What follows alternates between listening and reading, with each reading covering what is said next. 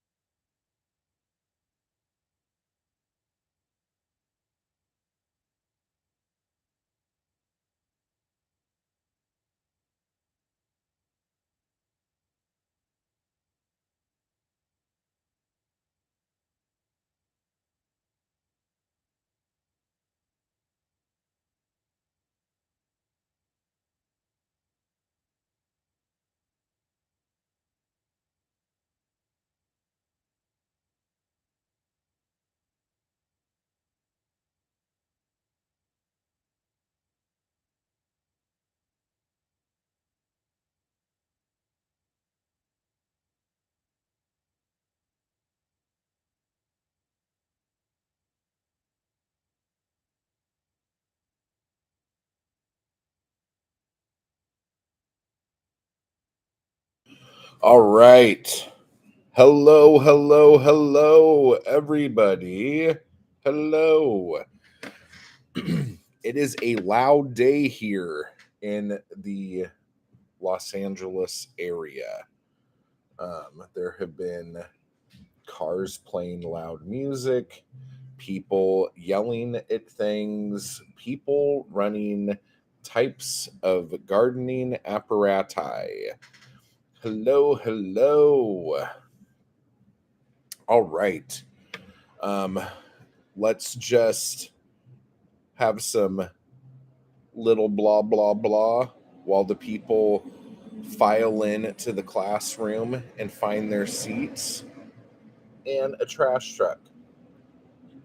I know I've said this many times about this neighborhood, but it's the one thing that has boggled my mind. Everywhere I've ever lived, the trash company has had a monopoly on my neighborhood, meaning that there was a trash company, whether it was from the city or a private company, and that company was the one who collected the trash. This neighborhood has at least five, maybe even six or seven different trash companies that pick up trash for different buildings in the area. And they're all different and they all come on different days. So, pretty much any day, Monday through Friday, there are trash trucks coming and getting trash.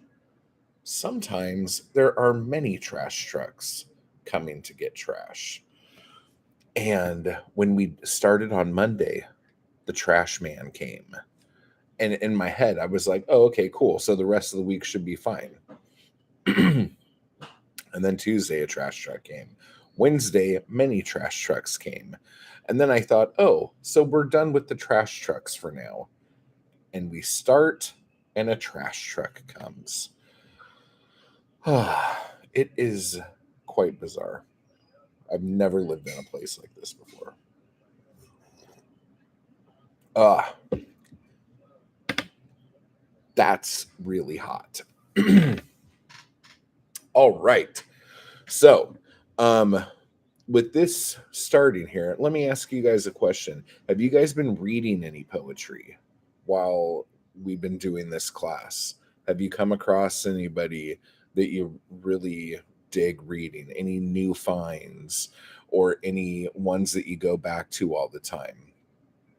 Throw it in the chat. Let us know what you're reading.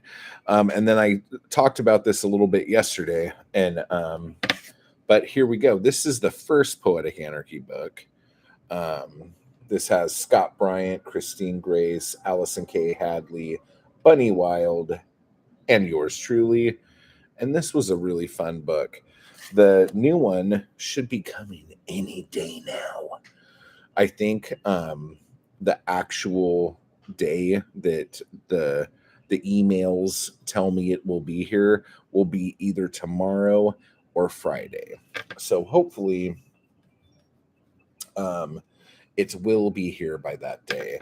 And honestly, with all of the awesome stuff I've been getting from you guys, I so much want to put a book together of just the stuff from this week, because it's been powerful. It's been really good. Let's see. Bunny says, I just got Bukowski's You Get So Alone at Times that it just makes sense. That book I think is really, really good. As far as his stuff from the 80s go, that might be my favorite in, like, as a book as a whole. I remember there is a part, probably a little before halfway through, where there's like just like a chunk of stuff that gets a little drab. But it starts off well, and once you get halfway to the book, the whole rest of the book is just gold. I'll pick that up tomorrow and show it to you guys and show you the parts in it that I like. But that's a good one. I'm reading the collection you sent me. That's about it. Well, I hope you're enjoying that. I had to order some stuff yesterday, so we'll see when that gets here. It gave me a lot of great insights and inspiration, and a little weariness of the writing industry. Okay. I'm going back to Ezra Pound's select poems. I just got some Gary Snyder too. I am not super familiar with Gary Snyder, but people keep telling me to read him. So I'm super interested to hear what you think of that, because that's one of those names that keeps like coming at me, like, oh yeah, you definitely need to check this out. You need to check this out. And is there? Let me ask you a good Ezra Pound question. Is just the selected poems book, do you think that's like the best entry into Ezra Pound? Because Ezra Pound with me has been really hit or miss. It's been really tricky for me. And then Mindy said, the weariness about the writing industry. Now, let me explain the writing industry just a little bit. The writing industry, just like any other entertainment industry, is very, how do I say this properly without, they fall into ruts, okay? And if you can work within the confines of those ruts, you will be successful, as long as, and this is a big as long as, and this is where a lot of people get fucked, as long as those ruts continue. But like with a lot of industries, things will be the same for a very long time, very long time, very long time, and then it changes. And then the people who base their work off of those ruts find themselves like lost in the weeds. And a really good example of this on a self-publishing side was when the Kindle Gold Rush ended. And a lot of you probably have no idea what the Kindle Gold Rush was, but when Kindle first got big, so we're talking late, probably Christmas 2011 through 2012, and up until March of 2013. Kindles were huge. Everyone was getting Kindles for Christmas. People were filling their Kindles up with books and all this other shit.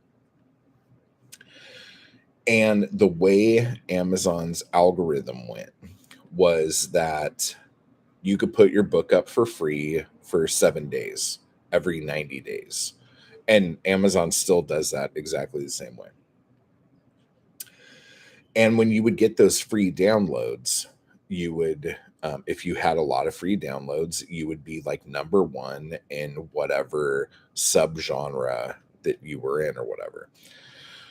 And then when you went out of free into paid after those 7 days, your ranking would still be the same when it went into the paid category.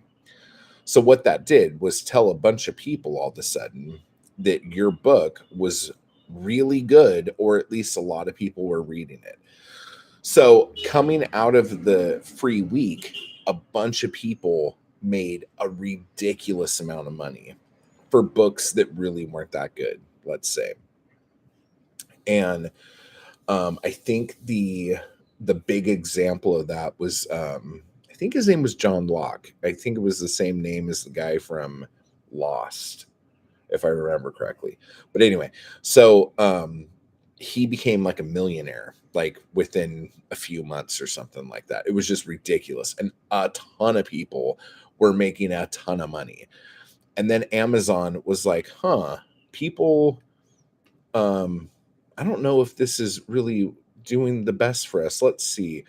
And I don't know if this was from publishers pushing back on Amazon saying you can't let this happen, because people are getting all of this recognition and stuff and they're not with us, kind of thing. So Amazon changed it to where your rank barely moves when you before you went into free and then when you come out of free. And then overnight, all these people that were making seriously like $30,000 a month went to making like nothing. It was shocking. And like it was almost like what was that? The crash of 29, like people jumping out of buildings and shit. It was like seriously, like people built their whole life on this thinking that Amazon would never change. And then it did, and they didn't know what to do. They had no way of there was no business model other than just waiting for Amazon, kind of thing. So what the point I'm trying to make here is that all the time, and the traditional publishing industry does it too. They do it slower, but they do make changes, and when those changes are made,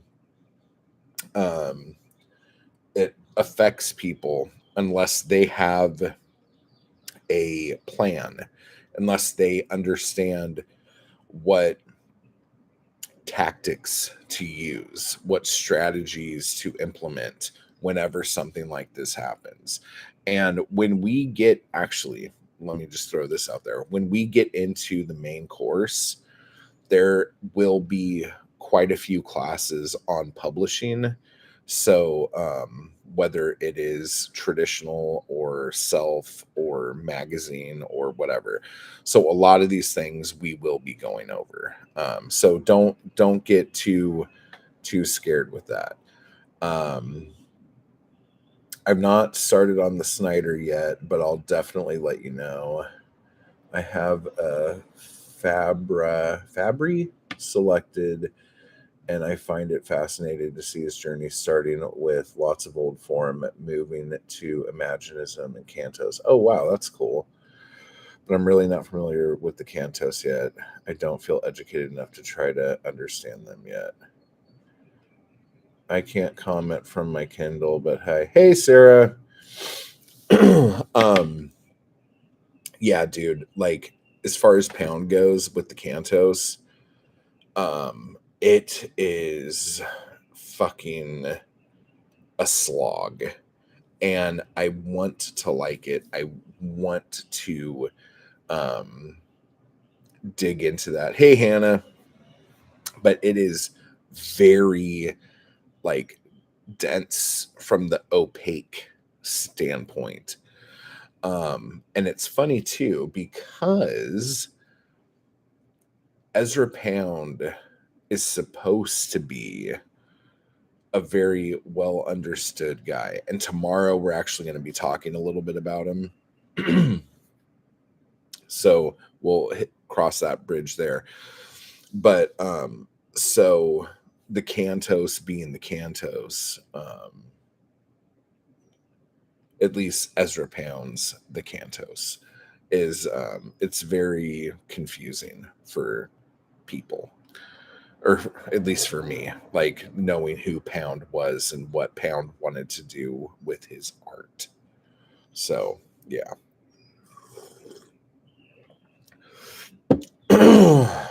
Okay, I think for the most part everybody's here, so we should get crack-a-lackin'. Now, um I think I kind of went over this. I won't be able to watch live tomorrow, but I'll look forward to watching after. Yeah, you got it. You got it afterwards. Don't sweat it. Okay, so I'm pretty sure I went over what this question is. This magical question. What is the question? And I think I talked about it in one of the videos I did before the class even started, about like wanting to create and stuff. And again, resume time. I have made movies, I have made short films, I have made music videos, I have made music in many different kinds of bands, all different kinds of styles, written poetry, written short stories, written serials, written novellas, written novels. Um, I have done a lot of things. Okay. And the question I always get asked is a very simple question, but it's asked all the time. And it is, but how do you do that? Like, how do you do that? How do you write? How do you write a screenplay? How do you write a poem? How do you write a song? How do you write music? How do you make a movie in 2 days? Like, how do you how do you do all of these things? How do you do this? How do you do that? How do you do this? And especially with writing, I really feel like everyone out there knows how to write. You know how to write. You know the idea of writing. You know the tools you need. Like, I need a computer or I need a pen and paper. I understand writing, I understand the concept, but how do you do it? And this question is so deep. This question is so prevalent that there is an entire industry, and you could go on Amazon right now. There is an entire industry built around books, telling people how to write books. There are like pages and pages of books telling people how to write books. There are workshops like this where people are telling people how to write, because this question, this urge that people have of wanting to create, and they just don't know where to start. They just want to know. But really, what people are asking, and people are going to ask you this when they start reading your stuff, they're going to say, that's amazing, how do I do that? What they're asking, they're not asking you how to do it because they actually know how to do it. All of you guys know how to do it. What they're asking is that they're asking permission. They're needing somebody to tell them that, yeah, you can do this, go do it. Like, I give you permission to go write something. People have been knocked down, pushed down, held down, told off, just smothered into the pillow of, you can't do this, you can't do that, you can't do this, that's too hard, you can't do that, oh, you shouldn't be doing this, there's no future in that, you can't do that, you can't do this, you can't do that, don't quit your day job there. People do this to us all the fucking time. And so when someone comes to you and asks you the simple question of how do you do that, they just want you to tell them that it's okay and that they can do it. When I talk to people about writing and about creating, the more you talk to them, the more you will always find that somebody somewhere told them that they either couldn't do it or they shouldn't do it. And another thing that I find really weird when people tell me these things is someone will say, like, oh, I've always wanted to write something. And then someone will tell them, you can't make any money doing that. And it's like, well, shit, this conversation just jumped 30 fucking spaces. We weren't even talking about making money doing anything. I was just saying I've always wanted to do that. And now you're telling me that I can't make any money at that. It's just like the most ridiculous thing to jump to. And the funny thing is that is so old time thinking, because there are more avenues, more opportunities now than there's ever been in the history of the world. Let's take out the trash, everybody. Boom. There's never been more opportunities now than ever before in the history of forever. And if you like, I mean, if we're talking tiny box here, you have the ability to post just something little on Twitter. You have the ability to post something little on Instagram. And there is a possibility that millions of people can see that. Do you understand how Ezra Pound, Hemingway, fucking Edgar Allan Poe, all these motherfuckers, they would have fucking cut a fucker's throat to get that ability to be able to do that? Writers from even through the fucking 80s would have gutted fuckers for just the idea of being able to do something like that. We are so fucking privileged that we can do that now. Like, the world is your oyster. There are a million places you can publish. And also in publishing, and again, we're kind of in the weeds because we're talking publishing now, but I want you to understand that not only is this totally feasible for all of you, but it's very, very simple for all of you.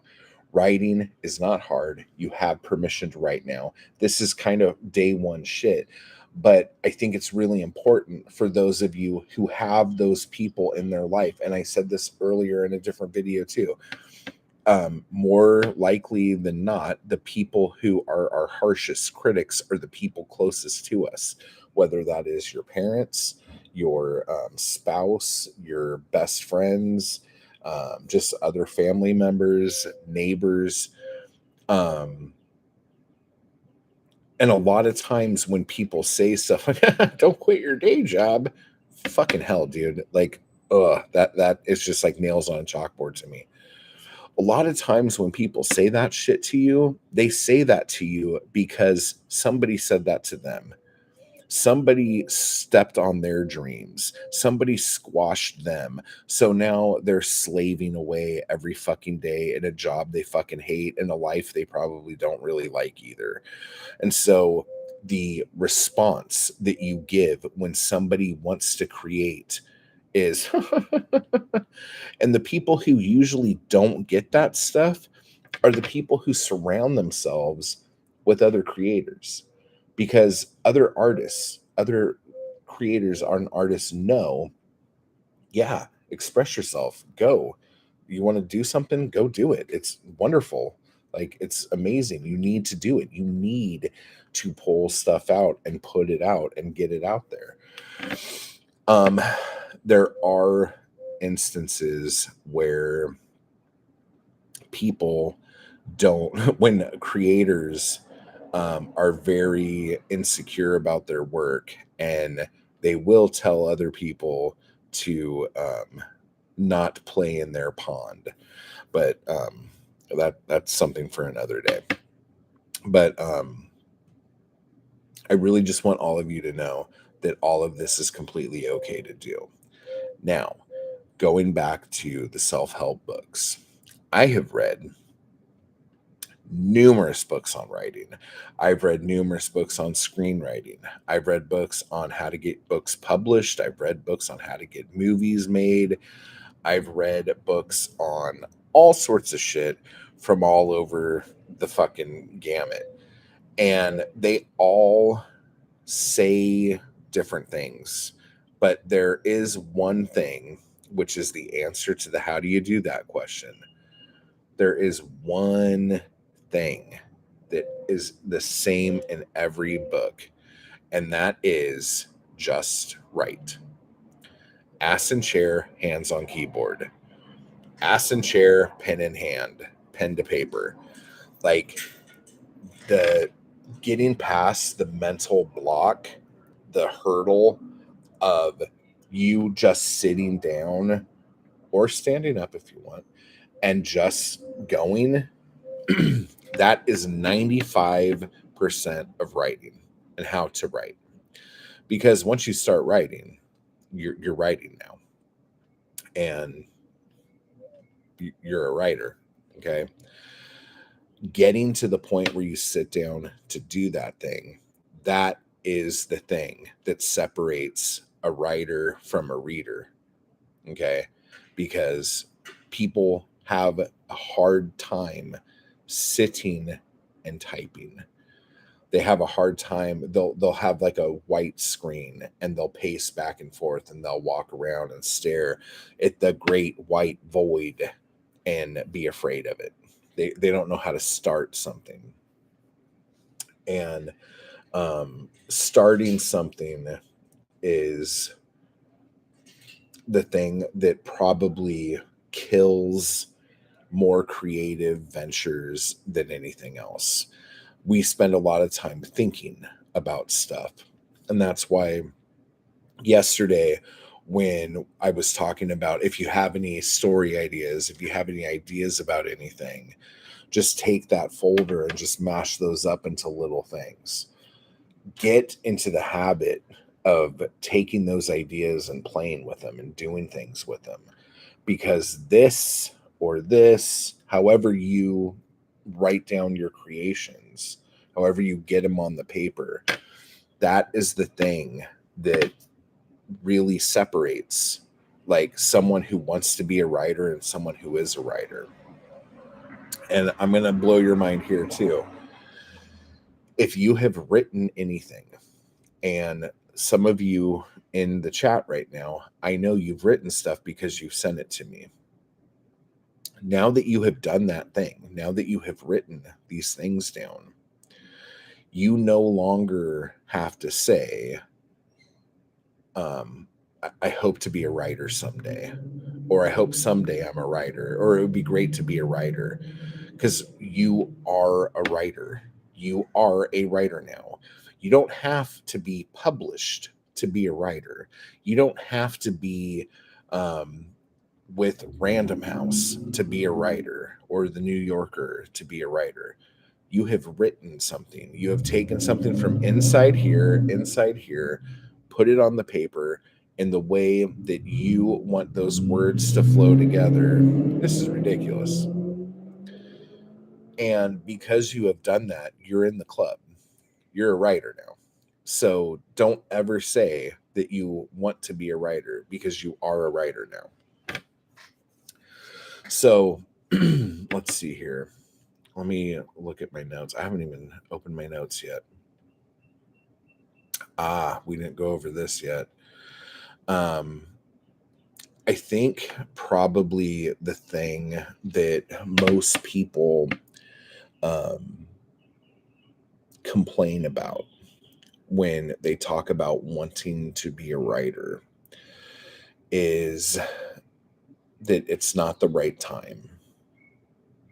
That, like maybe if I was a little more financially secure, I would be able to do this. I'm planning on moving in 6 months. And when I move, I should have a bigger place. And if I have a bigger place, I'll have a space to write. So that would be cool. That would be nice. I could do that. Or some people are like, oh, I have kids and the kids are really like in like they're around a lot, and maybe when they go to school, I could focus on writing, or maybe when they move out of the house, I could focus on my writing.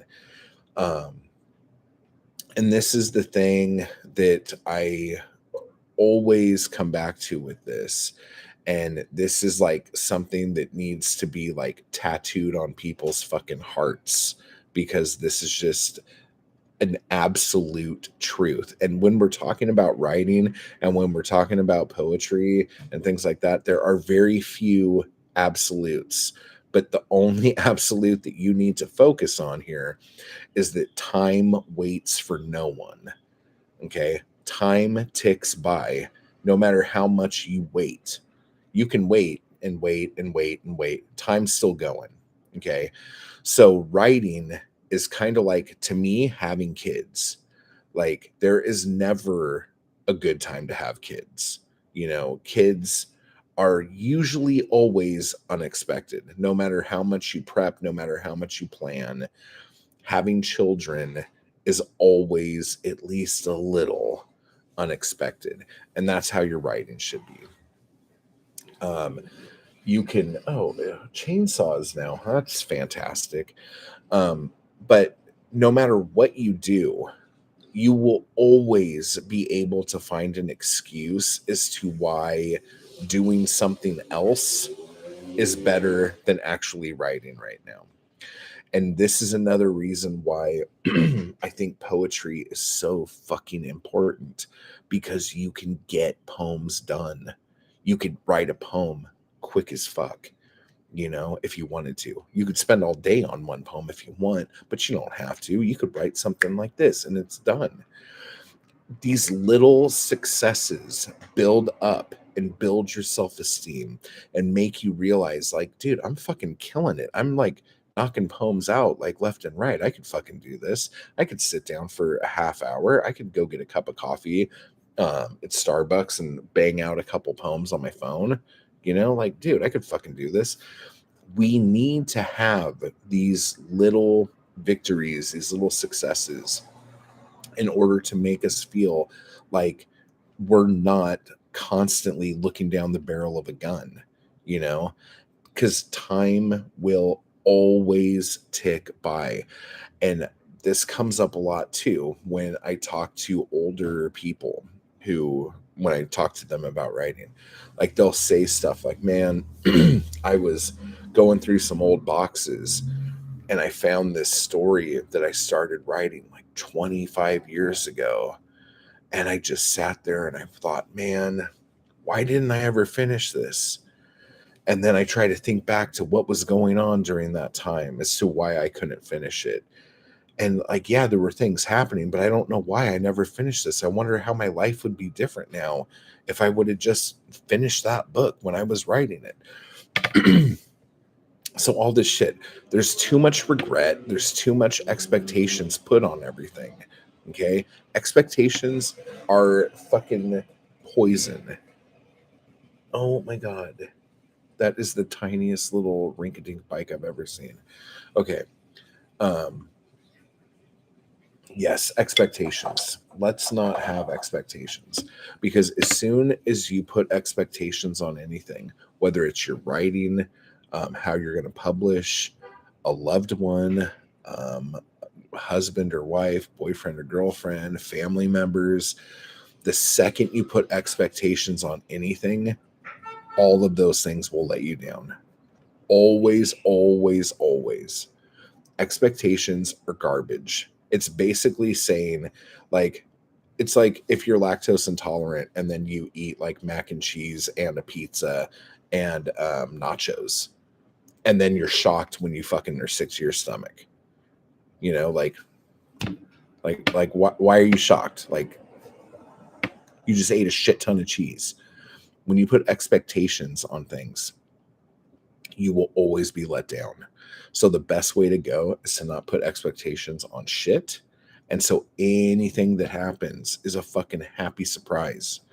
And you're just like, fuck. Hell yeah, that was great. That's fantastic. So, ass and chair, guys. Hands on keyboard, pen in hand, pen to paper.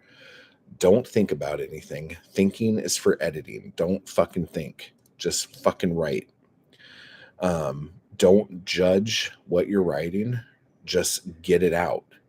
You can judge stuff when you put your editor hat on later, and you can have fucking thoughts about what you've done. But just doing the work, just doing it, that is the art. That is where the artist is born. That is where your creation comes to life. All that other shit is garbage. No expectations. Just do you, and do it honestly, and do it from your heart. Um, let's see, Minnie said, it was amazing once I wrote the short poems yesterday, the amount of ideas that came to mind. I have a page and a half of ideas to get to in the future. It was definitely a mental block. Boom. Open those floodgates and let that shit pour. Creativity and water are very similar. Let those things happen like that. Now, if you guys have any questions about anything I'm talking about up until right now, go ahead and leave them in the chat. I have some questions for you. I wanted to know how you felt with the prompt yesterday. Did you feel that was too in the weeds for you? Did you feel it confusing? I got stuff from quite a few of you guys, actually. So I know it didn't hinder you at all. But I want to know, like, what the thoughts were. Like, was that trickier than having a more like simple prompt? Do you like prompts better when they aren't so structured and more loose? Let me know what you guys think about that. I'm going to read some stuff. I don't see Thomas in here, so I'm not going to read his stuff because I didn't actually ask him permission to read. But just so you know, I'll tell you what he did because it was actually kind of clever. I thought it was fun trying to figure out how to get my ideas done in short format without losing the emotion or meaning. It's great. Yeah, Mindy, you killed it. Actually, let me just. Where did that go? I'm gonna read. Mindy sent me a bunch. It was awesome, and I'm gonna read this first one. I really loved the prompt. It was great to focus on what was essential to the ideas I had. Oh, that's actually a good way to look at that. That's cool. That's cool. So Mindy sent me one called Psychopath in Training. After what you've done, you look me straight in the eyes and smile as I cling desperately to my mother. I'm just another step in your training. That is like heavy. It is terrifying. It's uh that was really good. Um and then let's see. And then Bunny wrote, um, slip down under the scars, fat purple worms, spotted with suture marks, into the pulse of hope, with the flow and warmth of your blood under those cords that pulled, sorry, that pulled you together. When lies forced razors to scream red on the tiles of the bathroom floor, you've let the worms go white, faded into ghost tracks across your wrists, and beneath them the truth you chose to live. Oh, that is really good.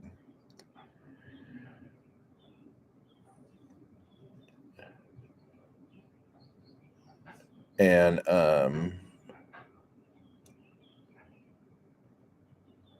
oh, yeah, yeah, yeah, yeah. I got you, Nathan. I got you, Nathan, right here. And this poem Nathan sent me started quite the conversation that is still going to go on and will probably go on for many weeks. Fields of fingers, losers beat winners, snapmares and arm ringers, drop kicks and V triggers. Ugh, yeah, we're talking, bro. We're talking like that's happening. Fucking love that. Seriously, anytime somebody can then now forever together, lol. Yeah, but anytime anyone can work um, wrestling into poetry, um, I'm down. I'm down with this. We're gonna have that talk. Um, and let's see.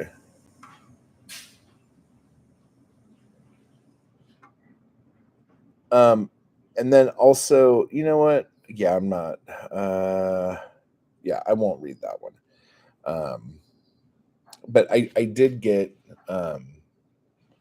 great stuff from you guys, and I love that I'm still getting stuff.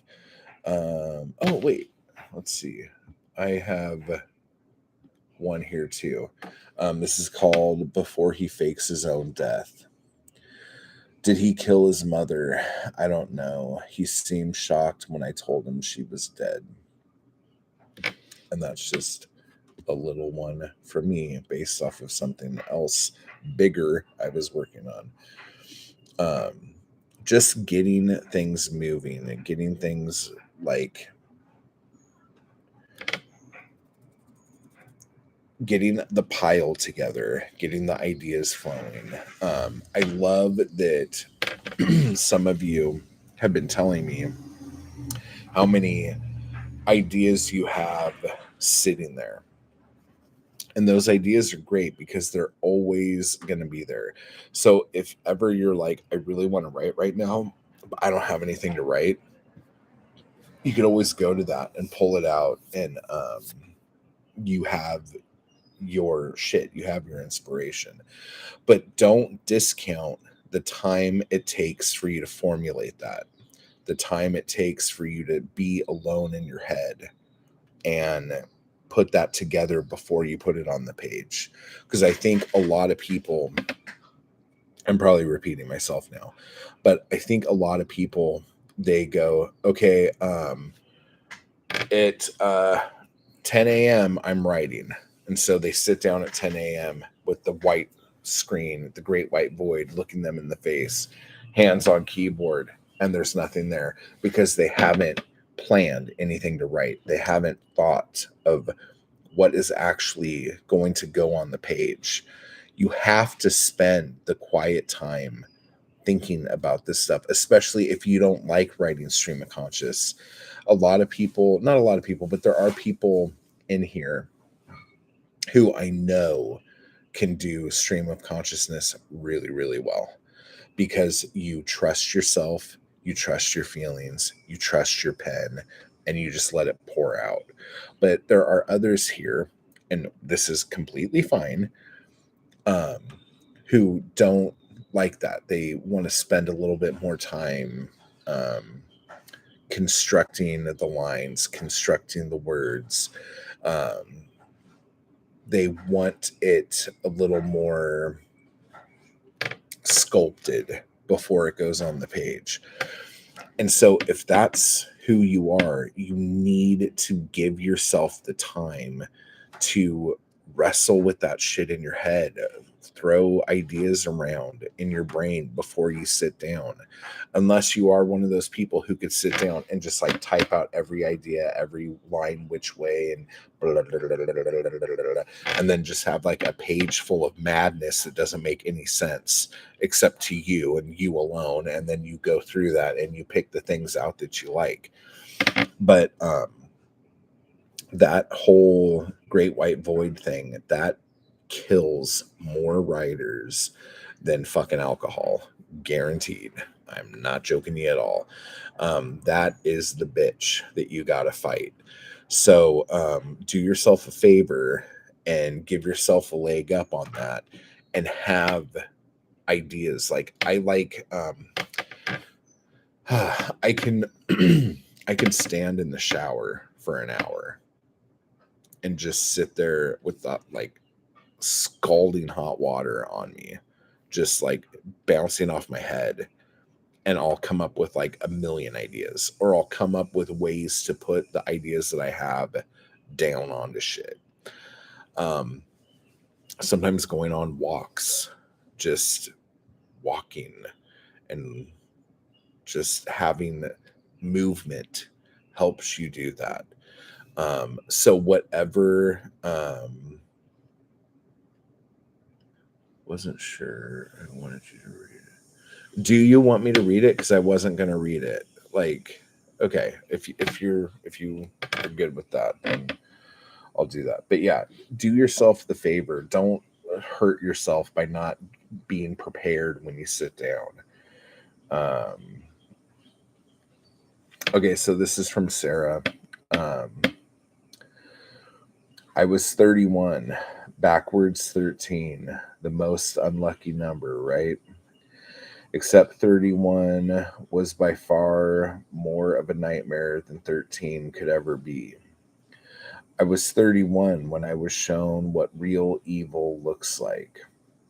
What I thought was playful flirting from a much younger man turned into making me feel like a used trash receptacle. A man I didn't pay that much attention to. A man I had no interest in. Real evil is wrapped in flattering words and winks. Real evil. Let me hang on. Oh, sorry, I'm killing this. Real evil catches you unawares and literally takes you from behind. Real evil leaves you bleeding and covered in dry semen. Real evil leaves you shaking and questioning everything you ever thought you knew about anything. Real evil is what I've tried to forget for the past 8 years. Real evil is living about an hour from my home. Damn him. And that is so fucking honest and so fucking real. Thank you for allowing me to share that.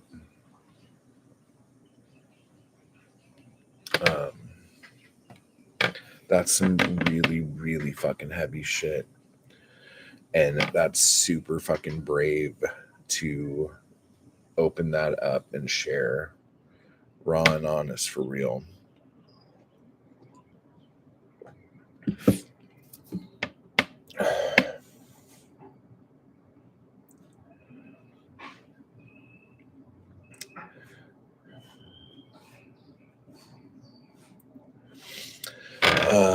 Sarah, that is so brave. Thank you for sharing this with us. And then Sarah said, I decided it helped to write it. Thank you. Well, hopefully it did. One of the things that we're going to do in the main class, it's actually kind of an ongoing theme in the main class, but writing as therapy and how therapeutic writing is, and what types of writing um, are more therapeutic than others, let's say. And then one of the other things that we do, which is always kind of the hardest thing, and it's usually I only do it when I feel like people are holding a lot back in the class, but to write about trauma and traumatic experiences and shit like that. And the idea of doing that in the first place isn't so much um, you writing it to get it out as much as it is about you understanding that you can write from that deep inside of you.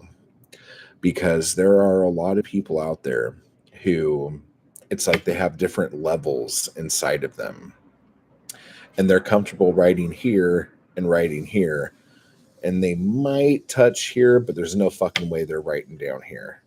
And all of this down here, that's usually the most real, the closest to who that person is. And so they'll write here and they'll write here, but the lower you get, like that's pushing it.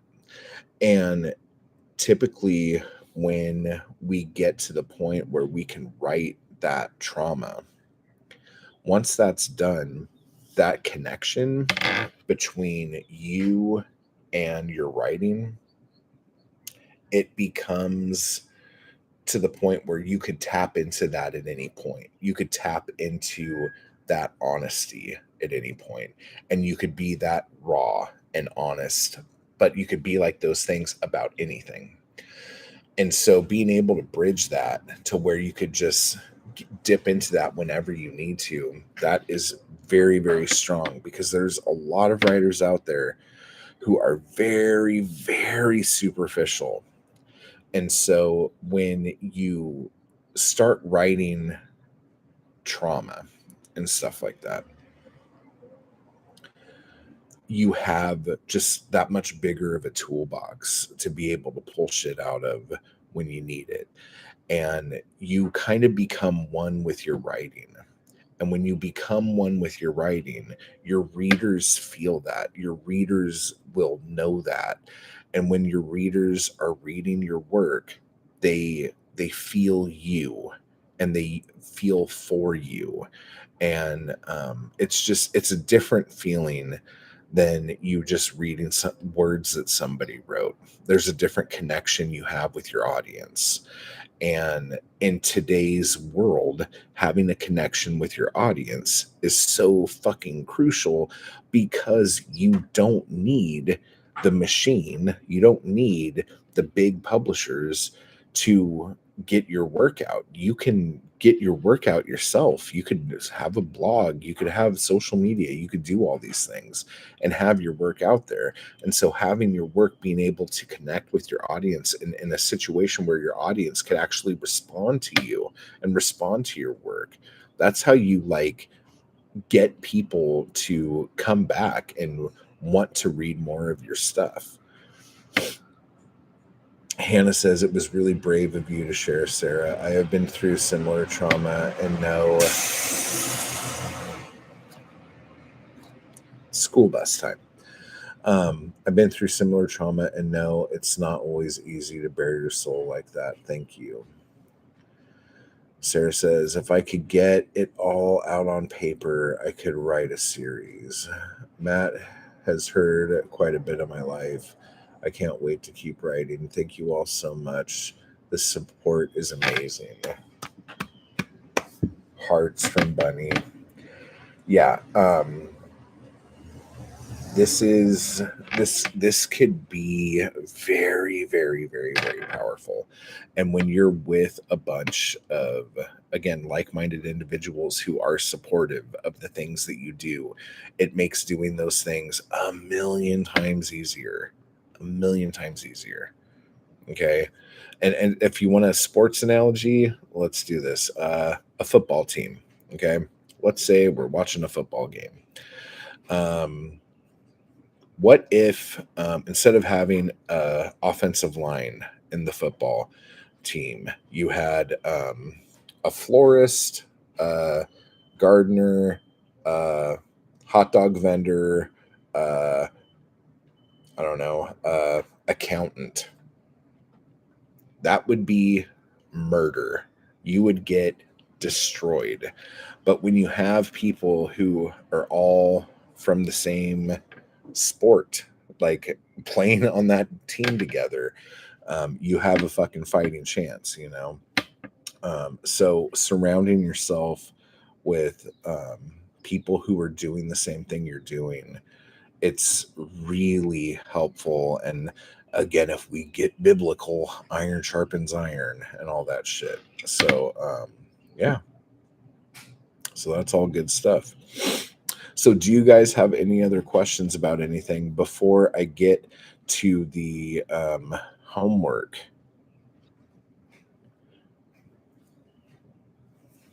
Oh,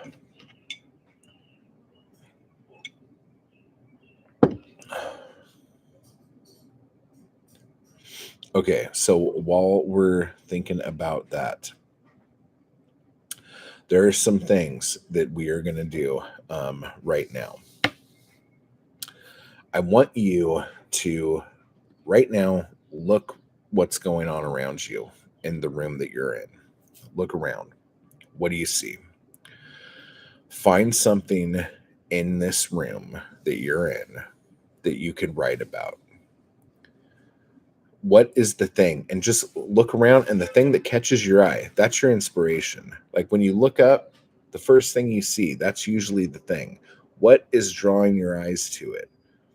Describe that thing. Write about that thing. Okay? Write that thing.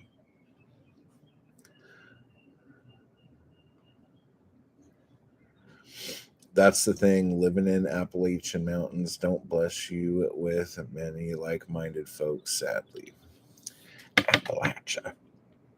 Yeah, and you know what, dude? I'm fucking in LA right now, and you would think I would be surrounded by a bunch of douchebaggy poets, and I haven't really been able to find any out here. So I'm gonna have to look a little harder, lift some rocks up, and look underneath them. Um, so there's that, and that's what we're all here for. So that's the first thing you're gonna do. Write something about the first thing you see. Second thing you're gonna do, once you do that, I want you to write. Remember how I was talking the other day about when you go outside and you go out into the world, you go to the store, you go to the post office, you go to the gas station, wherever you go. All the things out there, all the people out there, those are just potential story ideas. Those are just potential poems, like sitting there waiting for you to fucking snatch them up and write them. I want you to think of the last place you went to and something that you saw there. I want you to write that, whatever that was. And even if you have to like fictionalize it a little bit, even if you have to gussy it up a little bit, maybe there was somebody there and you wanted to say something to them, but you didn't because you were scared. Um, what was that thing? So that is the thing that you are going to write. So we're going to write something inside the place you're at right now, and then something from the outside that you went out there and took that inspiration, and you're going to make it into something. So the question for you is, do you guys want like 10 or 15 minutes right now to write something, and then we could come back and talk about it? Or do you just want that to be your homework? What do you guys want?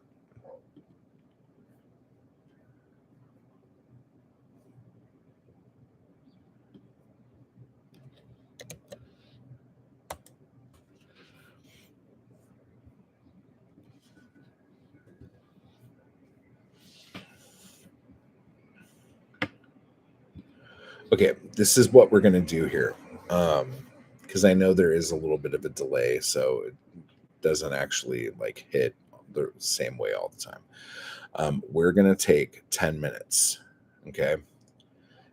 So homework, I'm cooking and typing both right now. Okay, then you do it for homework. Um, go ahead and spend some time working on this. And when we come back, let me know what was easier for you, the inside or the outside. Um, so hit me back with that. So we will be right back.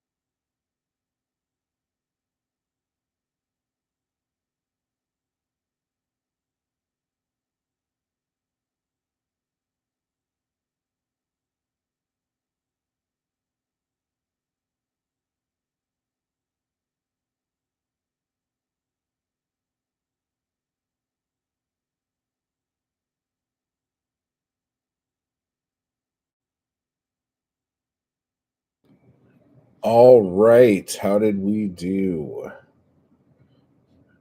I know that wasn't an enormous amount of time to work on stuff, but being able to channel those things, even if they're quick little bursts, that's what's important. So I did them. So I'll just go ahead and read you mine here, and we'll see how it goes. So the inside thing, this is called New Ashtray. You are so clean, so see through. I know I'm just gonna wreck you, ruin your good looks. I know that's your plight. I know you were created for me to dirty, but still, it's sad. I will still feel sorry. That is your purpose, and I won't take that away from you. So that was that one. And then for the outside one, this is the man in the window. I paid the cashier. I saw you out the window, watching me count my money. I put it back in my pocket and waited until you left because I knew you would ask and I knew I would give it. But this is all I have, and I don't know when I'm getting more. Please don't make me feel bad. This is all I have. So, those were the two things I did. Um, but for you guys, I only managed to get something down for inside poem. Outside is harder, having to go back over my day for something interesting. Yes. And what I am hoping you guys can pull from this is to always look for the interesting. And when you go out, if something isn't interesting, you make it interesting. You are the one who creates, you make it happen. Even if it's not exactly how things went down, you make that the interesting thing. You take something mundane and turn it into something extraordinary. You know what I'm saying? So that is the exercise that you guys will be doing and we will be doing. So with that said, tomorrow we are going to be going over simplicity and the importance of simplicity, and it will be a lot of fun. Simply fun. Okay. So go ahead and send me whatever you guys do today, and we will go over it tomorrow. And yeah, so hopefully you guys enjoyed today, and thank you guys all for doing it. And again, the main course starts next week, and hit the join feature, go to the Anarchy crew, and get all set up for that. But until tomorrow, I will see you guys later. Good job, everybody. Bye bye.